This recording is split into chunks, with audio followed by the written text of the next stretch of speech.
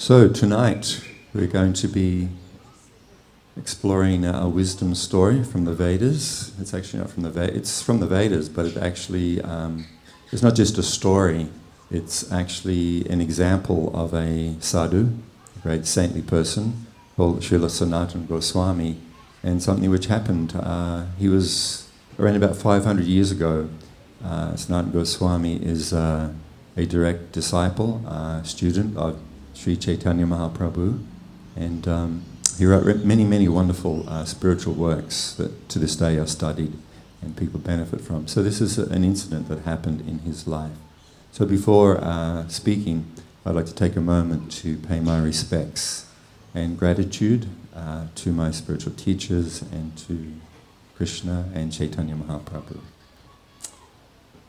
Namo Om Vishnu Padaya Krishna Prestaya Bhutale Srimate Siddhaswarupananda Paramahamsa Iti Namine Shri Krishna Chaitanya Prabhu Nityananda Shri Advaita Gadadha Srivasadi Gaur Bhaktivinoda Hare Krishna Krishna Krishna Hare Hare Hare Rama Rama Rama Hare Hare.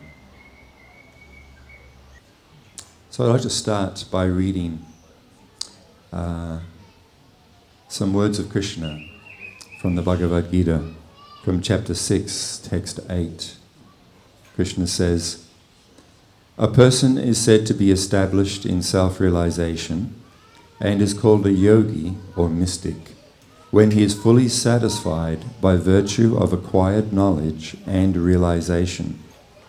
Such a person is situated in transcendence and is self-controlled. He sees everything, whether it be pebbles, stones, or gold, as the same." I'll read that again, just so you can grasp what is being said here. A person is said to be established in self-realization and is called a yogi or a mystic when he is fully satisfied by virtue of acquired knowledge and realization. Such a person is situated in transcendence and is self-controlled. He sees everything, whether it be pebbles, stones, or gold, as the same. Anyone here of such character who sees pebbles, stones, and gold as being exactly the same thing? I'm not putting my hand up either.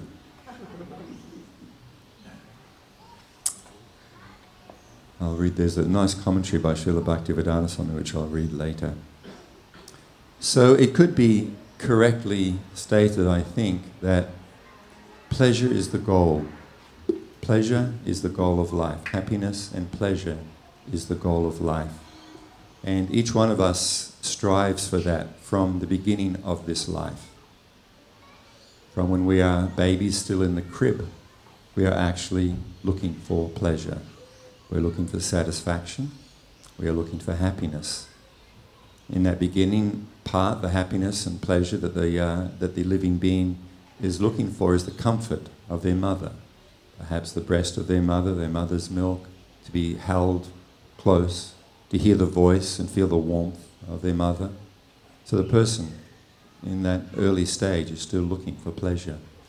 Then as the person grows, as the body grows, they find pleasure in various other things, from different sounds, music,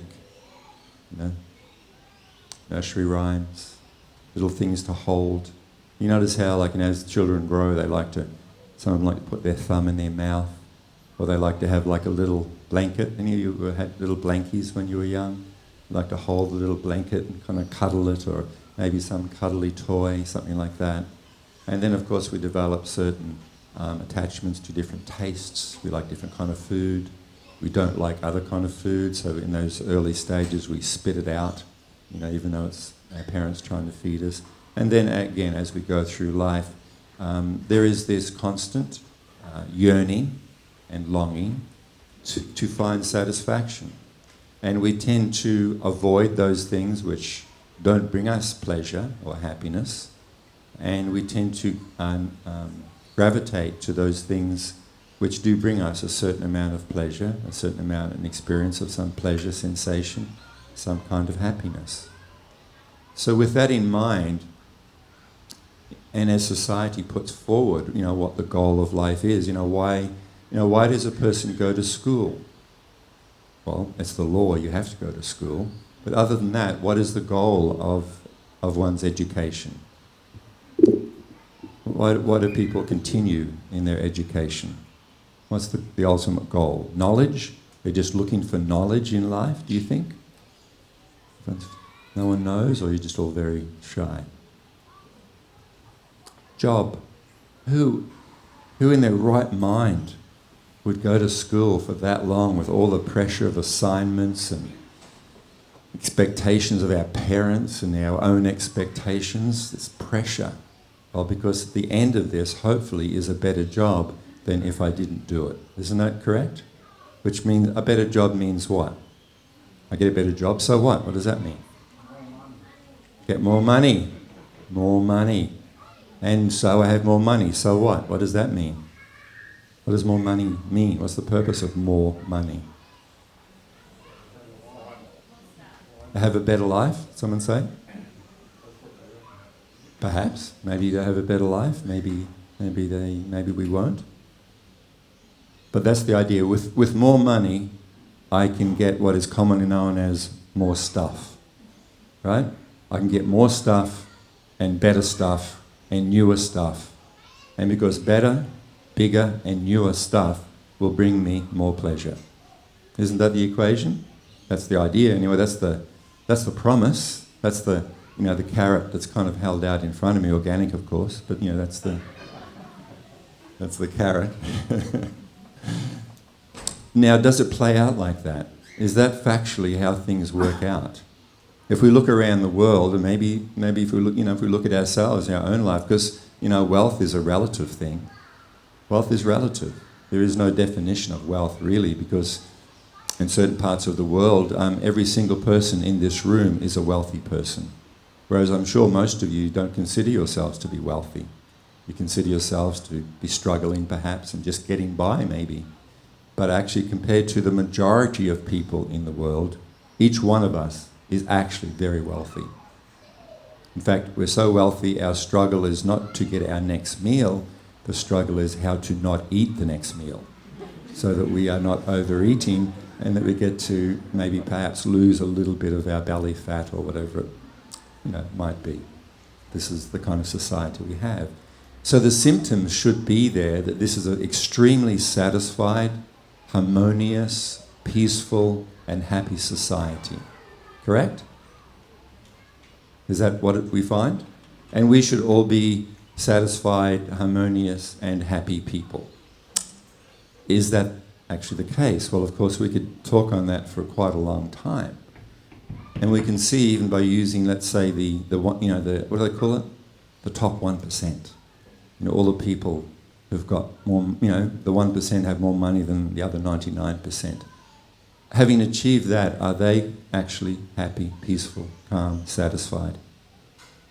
And not just money, we're also talking about what people, not everybody strives just for money, a big bank balance. They also strive for being well known, to become famous, right? There's people who are famous for being famous, right? Isn't that right? There's people who are famous because they're famous. Certain families and what do they call them? Instagram influencers and things like that. Their whole thing is that they're famous and that's what they're good at. So people are looking for fame, they're looking for prestige. How far did you go in school? Well, I graduated from Harvard with a law degree. Oh, wow. This person must be looked up to.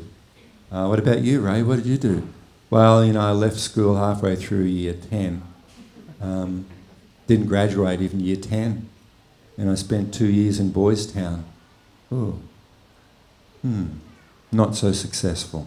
Nothing to look up to there. You wouldn't want your children to aspire to my life, right? Not even finishing year 10 and, 2 years in a juvenile delinquent home. No prestige there. Well, maybe in the world of crooks and things like that. Oh, wow, 2 years in Boys Town, oh yeah. You know, maybe certain strata of society kind of thinks that's a cool thing. Influence. Isn't that what they call them? Influencers. And they make a lot of money out of being an influencer. What do? Well, I'm an influencer. I have influence in society. People follow me. Click, ding, follow. How many followers do you have? 6. Oh, you're not very influential. I don't know, I'm influencing 6 people. How many do you have? 600,000? Wow. So influence in society. And of course they're the people who make it into the news and etc., etc. And unfortunately many people aspire themselves to become such a person. They also want to have their own channel and they also want to be an influencer, etc., etc. So this is what society puts forward, and unfortunately many of us buy into it without even asking the question or considering, will this actually bring me satisfaction? We're basically just going for it without even questioning.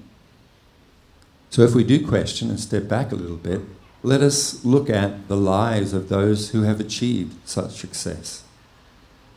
What are their lives like? We don't need to go into it in depth, but if we see, how many people who have achieved those goals are not satisfied, are not happy, in fact are depressed, full of anxiety, and many are addicted to substances, substance abuse. They end up in, rehabilitation homes and, time after time, become alcoholics.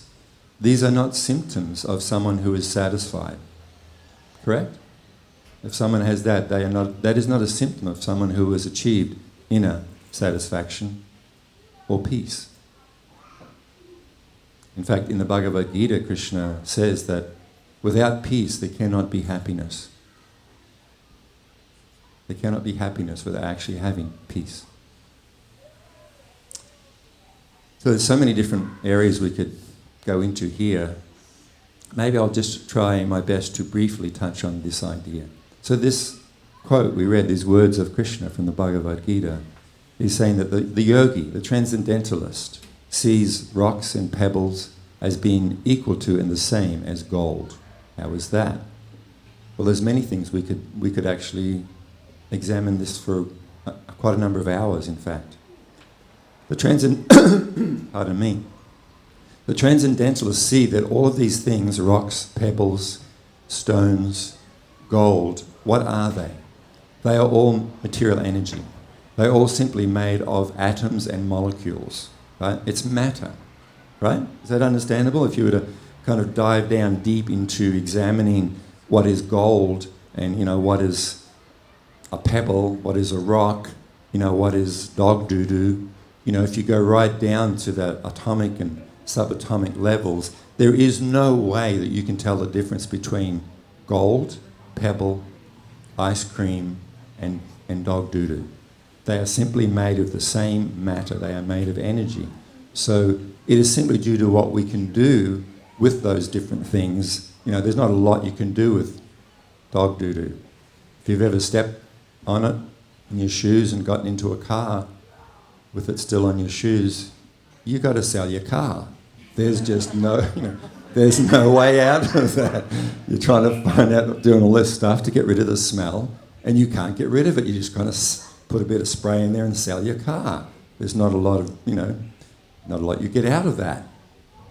You walk into a shop, maybe you want to buy a new car, and you walk in there with, a suitcase full of pebbles and say, I want to buy this new Mercedes. They ain't going to cut it. If you walk in there with a suitcase of gold, they're going to say, yes, sir, how many would you like? So we value them differently. But in fact, the transcendentalist sees that the most that the gold, being different than pebbles and stones, can do is to buy me increased material, sensual experiences. That's what gold can do. And that is why we place more value on gold than we do on pebbles and stones, because with the gold I can buy more things. If I get more stuff, the more stuff I get, the happier I'll be. Remember the original equation, but we're kind of working through it and say, well, maybe that equation isn't right. Maybe there's a mistake, in the equation, in the math somewhere. So I'll just touch on this idea before we go in. One more idea before we go into the actual story of Sanatana Goswami. In this pursuit for pleasure we have is natural.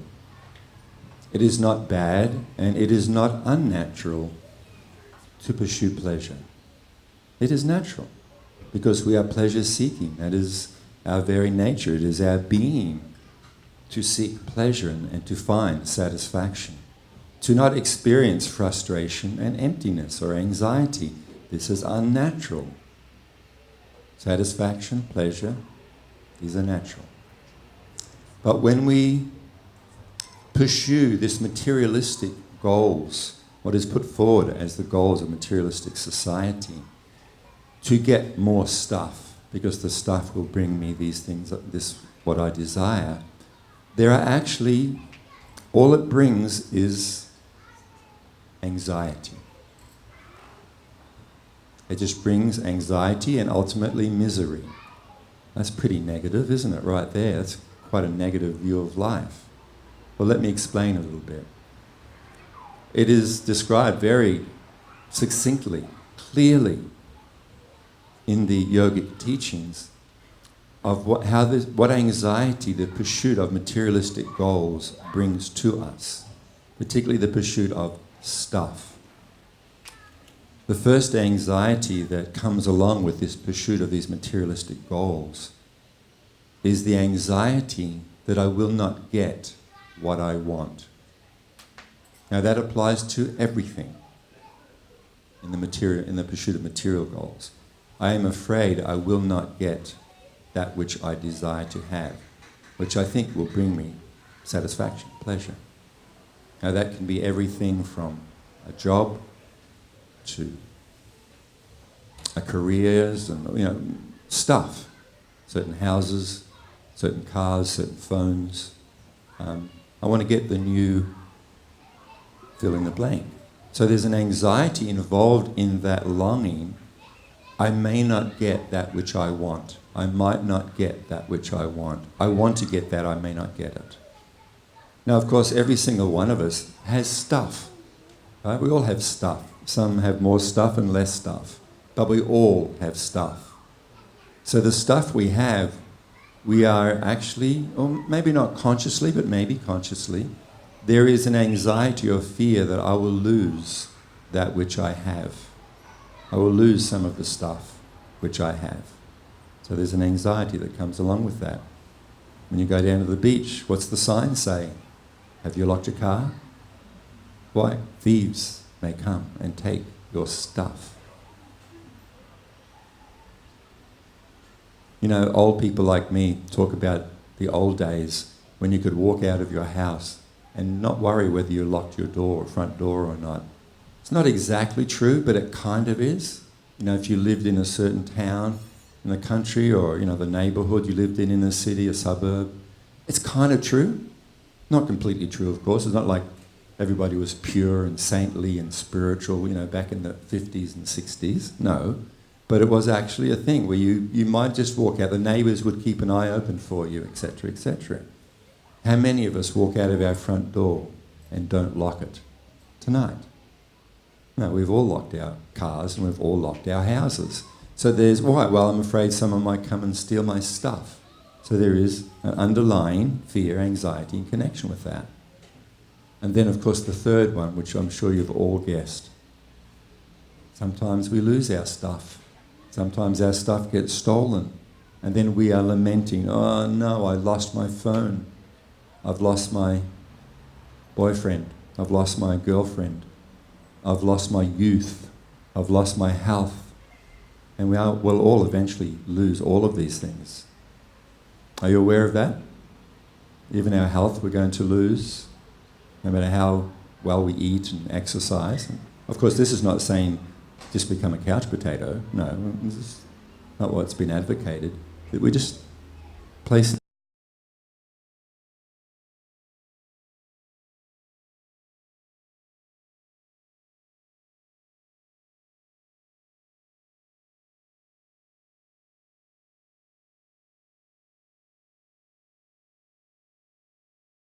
a few thoughts here to consider. It will all tie up at the end. We lose things, jobs, partners. Ultimately, and the greatest fear is death, which means we lose everything. We're going to lose our body. That's what death means. We're going to lose that which is most precious to us. So, although we may not be walking around thinking like this, these are things which are actually part of our life, and they are continuously pushing us down. That is why there is such a high incidence, I don't know if incidence is the right word, the amount of anti-anxiety medications that we are on as a society is mind-boggling. You know, I'm not in any way, whatever help we can get to get us through our life is a good thing. I'm not in any way criticizing that.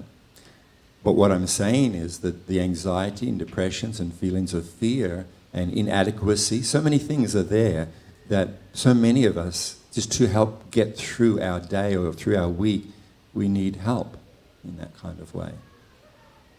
And then, of course, there's our legal drugs.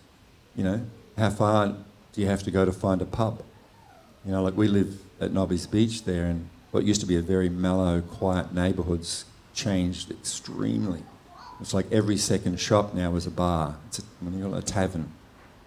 So, you know, obviously we like to drink. Yeah, I like a good drink. Yeah, again, not putting that down.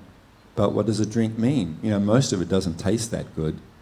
You know, when you're young and first have your few drinks, and, you know, excuse my language, it's called when you hit the piss for the first time, it smells like that and it tastes like that. But we persevere because why? The effect. The effect is I start to feel a bit relaxed, start to feel a bit loose, I start to feel a bit good, a bit warm. In other words, I'm not aware of these built-up tensions which, you know, we're walking around with due to those three aspects that we spoke about of the nature of pursuing these particular goals. So this is why, you know, Krishna is describing that the transcendentalist sees these as all being equal, stone, pebble, and gold. Because why? They cannot actually bring me peace, and they cannot actually bring me satisfaction. How much, you know, satisfaction can a pebble bring you? Well, as a kid, it brings you a little bit, right? You're playing with it and things. But ultimately, it cannot. So, that brings us to the story of Sanatana Goswami. Sanatana Goswami and Srila Rupa, his brother, Srila Rupa Goswami, were disciples and students of Sri Chaitanya Mahaprabhu, who, you know, you've heard about at least. And in the beginning of our kirtans, we sing this, what's called the Panchatattva Mahamantra, Shri Krishna Chaitanya Prabhu Nityananda Shri Advaita Gadadha Shivasadi Gaur Bhakta-vrinda. So we're paying our respects to Sri Chaitanya Mahaprabhu and his associates. So Srila Sanatana Goswami and his brother Srila Rupa Goswami were intimate students and disciples of Sri Chaitanya Mahaprabhu. And he gave them the, I don't know what you call it, he requested that they compile Vedic literatures, works on bhakti, text, to actually help people in the world achieve actual satisfaction, happiness of experiencing their eternal loving relationship or bhakti with Krishna or God. So this was part of their, you know, their work in life. They were initially born into a very aristocratic family, quite rich, very well off. They basically lived in a palace, and they had amazing grounds with groves and forests and ponds and so many things. Extremely, could be described almost as being like princes, highly educated. Srila Sanatana Goswami, who we're speaking about, he could speak many, many languages. He was so highly educated. Through various circumstances that happened, he ended up as Prime Minister of Bengal, the state of Bengal. This is, again, around about 500 years ago. The Mughals had invaded India, and the ruler of of the state of Bengal, Srila Sanatana Goswami was basically forced into the position of being a minister in the government, even though he didn't want to do it. He was basically forced into it for various reasons we don't need to go into. So he was also highly respected. He had such a position as the Prime Minister of that state. But they had come across and heard about Sri Chaitanya Mahaprabhu, and they simply wanted to go and be with Chaitanya Mahaprabhu. They were not interested in their position in society or even the great wealth and influence which they had in society. They simply wanted to become wandering mendicants and actually assist Sri Chaitanya Mahaprabhu in his mission and desire to give people love of Krishna through the process of Sri Krishna Sankirtan, or what we're doing tonight, this congregational singing of the holy names of God, the holy names of Krishna. So anyway, there's a lot of background information, but we might cut to the chase. Sri Chaitanya Mahaprabhu asked Sanatana Goswami to go to the holy place of Vrindavan. Vrindavan is that holy place of pilgrimage where Krishna himself appeared 5,000 years ago. So Sri Chaitanya Mahaprabhu asked Sanatana Goswami and his brother, Srila Rupa Goswami, to go to Vrindavan and to discover and make available to the pilgrims the holy sites of Lord Krishna's pastimes there in that vicinity of Mathura and Vrindavan, and also to write transcendental literatures. So they went there. So Srila Sanatana Goswami, immersed in pure love for God, he was completely satisfied within. And it's described he was so renounced that he would actually had no permanent place of residence. He would actually sleep under a tree in Vrindavan. And he was, again, so renounced that quite often he would not sleep under the same tree 2 nights in a row. He would move to a different tree. And he spent his whole time immersed in writing transcendental or spiritual literatures, having conversations, having discussions with other saintly people about the topics of Krishna and spiritual life. This is how he spent his time. And also chanting the holy names of Krishna. This was Sanatana Goswami's life. So, to come to this idea of the touchstone, the pauper, and the saint. So Srila Sanatana Goswami is the saint. The pauper was a poor Brahmin who for many years was striving to become wealthy, to be able to take care of his family, but he also had the goal of becoming wealthy and influential in society. To this end, he was worshipping Lord Shiva. So many of you may have heard of Lord Shiva. So for many years he was worshipping Lord Shiva, but he did not become wealthy, so he became quite despondent. But he was a sincere person. And one morning I think it was actually, Lord Shiva actually appeared to this poor Brahmin and said, because of your sincere desire and, him being a good person, Lord Shiva said that to find that wealth that you have been praying for, you need to go to Vrindavan and you will find there this saintly person, Srila Sanatana Goswami. And Sanatana Goswami can give you the wealth that you are actually looking for.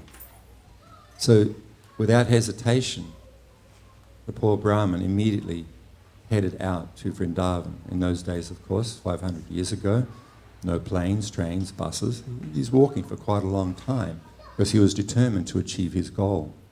So when he arrived in this village of Vrindavan, he inquired about where Srila Sanatana Goswami was and was given directions to the certain tree that he was living under at that time. So when he went there to that part of Vrindavan, Srila Sanatana Goswami was sitting there in meditation. He was chanting his japa, his names of Krishna on japa mala. And the poor Brahmin was a little taken aback because he was a person who he assumed was going to be extremely wealthy. Because if he can give me wealth, he must be very wealthy himself. But what he noticed was that this person, this sadhu, had no great palace, no great residence.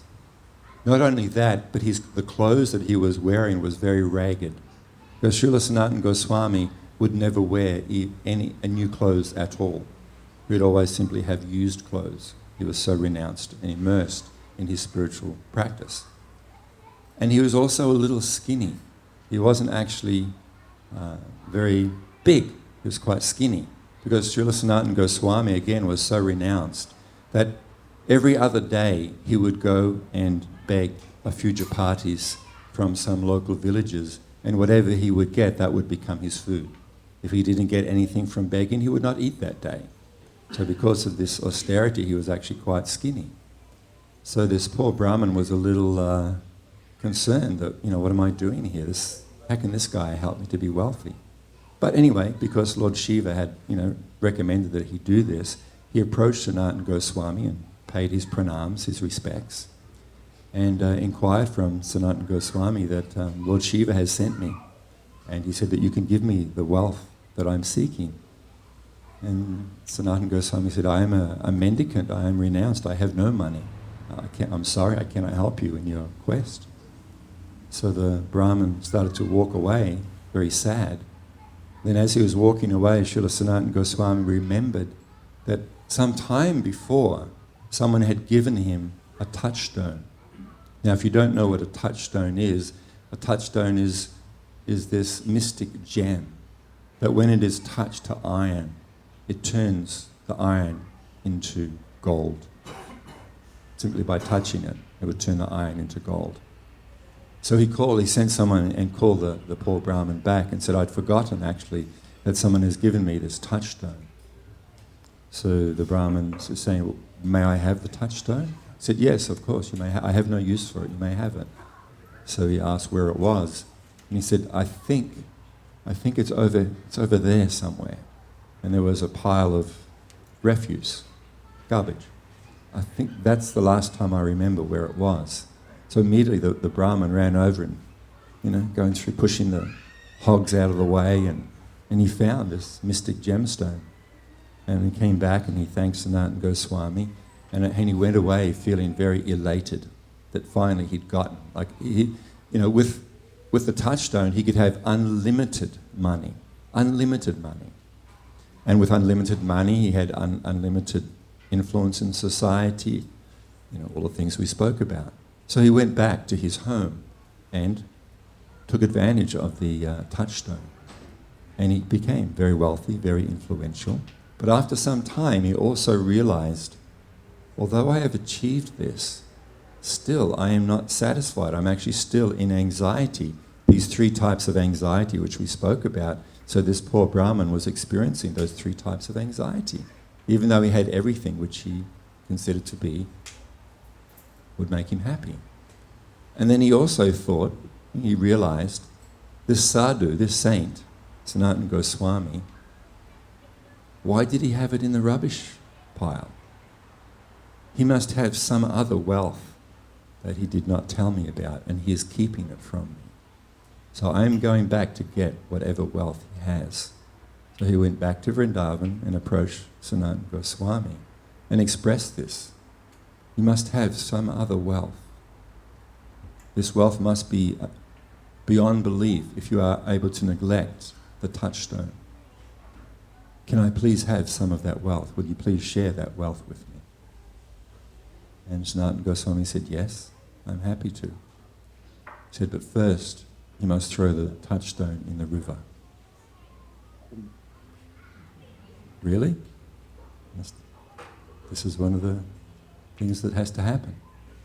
So he's looking at the touchstone, looking at Sanatana Goswami, all skinny with no new clothes and no house to live in. But somehow or other, he had the influence of a sadhu.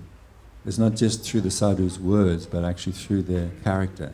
He had some shraddha, or faith, in Sanatana Goswami, because he was touched by his saintly character.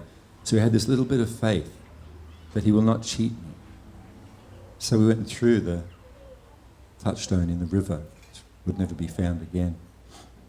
And then he came back to Sanatana Goswami and sat before him. And Sanatana Goswami gave him this wealth. And I'm in a very fortunate position that that same wealth has been given to me through my spiritual teachers, because we are in disciplic line of Srila Sanatana Goswami. He is actually in our line of teachers, going back to Chaitanya Mahaprabhu. So what did Sanatana Goswami give this poor Brahmin that made him more wealthy than the Touchstone could? What do you think? I'd like to share it with you, if I may. Is that okay? So what you have to do is repeat after me what I say next. Okay? I want to hear it loud though. Hare, Hare Krishna, Krishna, Hare, Hare Krishna, Krishna, Krishna, Krishna, Krishna, Krishna, Hare, Hare, Hare, Hare, Hare, Rama, Hare, Rama, Rama, Rama, Hare, Hare. So the touchstone is also known as Chintamani. Without going into too much details, a touchstone also was supposedly able to give someone eternal youth, as well as gold, etc., etc. So it is a touchstone. Basically, you could get whatever you wanted from the touchstone, from the Chintamani gem. So this Maha Mantra is a spiritual touchstone. It is a spiritual touchstone that everything and everyone's heart that it touches turns to gold. The touchstone could touch this microphone stand and it would become gold. So when we are touched by these divine names, this Maha Mantra, these holy names of the Supreme, when it actually touches our heart, it turns our heart into spiritual gold. So it is a spiritual touchstone, a spiritual Chintamani gem. And everything that we are looking for, pleasure, satisfaction, happiness, is to be found in this Maha Mantra, these holy names of Krishna. Because it satisfies me. Because why? Within my heart there is already pure love for God. This spiritual love and wisdom is inherently there within my heart. And is actually within is where that pleasure, happiness, satisfaction that we are looking for, it is already there within us. And these beautiful names of Krishna, just like when the poor Brahmin was removing all the rubbish, the refuse, to find the Chintamani gem underneath it all, similarly, our hearts and minds are covered by so much material refuse. And these beautiful names of Krishna purify and remove from our heart and mind all of the material refuse which is actually covering the gold, that spiritual gold which is within our heart. Because these names of Krishna awaken what is called Krishna Prema. Krishna Prema means, there is no perfect way to describe it, but it is ecstatic, pure, blissful love, spiritual love for the Supreme and for all living beings. And it is in that spiritual love which is already there within my heart where I actually can find that pleasure, spiritual pleasure, that satisfaction, that happiness, which I'm actually longing for. Unfortunately, looking for it in all the wrong places. I'm looking external, whereas in fact it is as close as my heart. So these beautiful names of Krishna uncover that Chintamani, that gem within our heart. Who was it? Neil Young?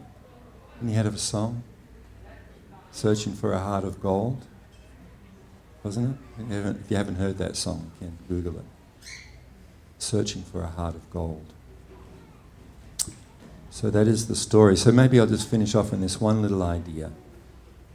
We do not have to become like Sanatana Goswami in the sense that we have to leave behind society, leave behind the stuff that we all have. No, this is not recommended, it is not necessary, and it is not recommended. To be quite honest, if all each one of us did was regularly immerse our heart in these beautiful names of the Supreme, it does not matter what our external situation is. We may be extremely well off, we may be medium well off, or we may be quite poor. either way, we do not need to change our external circumstances because it is actually an inner journey. It is an inner change of heart. And again, without going too much further on this, as we've spoken about regularly, real spiritual life is not something that can be joined. It is actually a journey. It is engaging in those practices and processes which bring about this change of heart. So the holy names of the Supreme, of which there are unlimited names of God, they are actually the touchstone which will actually give me the wealth that I'm looking for. Thank you very much.